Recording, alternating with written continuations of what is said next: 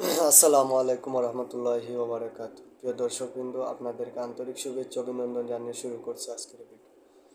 আপনারা ইতিপূর্বে হয়তো জেনেছেন যে সরকারি তিতুমির কলেজের শিক্ষার্থীরা তারা সরকারি তিতুমির কলেজকে বিশ্ববিদ্যালয়ে রূপান্তর করার জন্য আন্দোলন করতেছে এবং তারা বিভিন্ন কয়েকদিন থেকে আন্দোলন করতেছে, বিভিন্ন কর্মসূচি দিতেছে।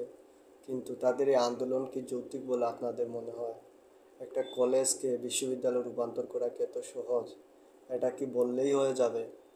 এই শিক্ষার্থীরা, আমার মনে হয় না ওরা অরিজিনাল এবং আসলে ওরা মেধাবী শিক্ষার্থী।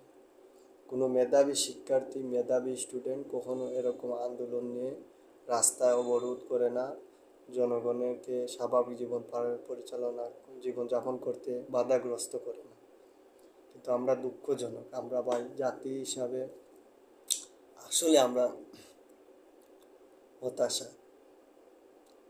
আমরা আমাদের যখন যেটা মনে আসে সেটাই করতে পছন্দ করি।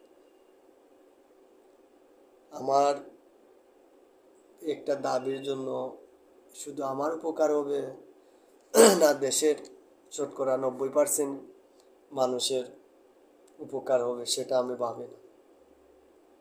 অতএব এই আন্দোলন কখনো আমি মনে করি না যৌক্তিক। এই আন্দোলনের মাধ্যমে দেশের কোনো ফায়দা হবে বলে আমার মনে হয় না। এই আন্দোলনের শিক্ষার্থী যারা আছে, আন্দোলনে যারা লিড দিতেছে, তাদের ভিন্ন কোনো উদ্দেশ্য আছে বলে আমার মনে হয়। সেজন্য তারা এরকম আন্দোলন করতেছে। প্রশাসন যেন তাদের এই অপরাধকে আইনগত আইনি প্রক্রিয়া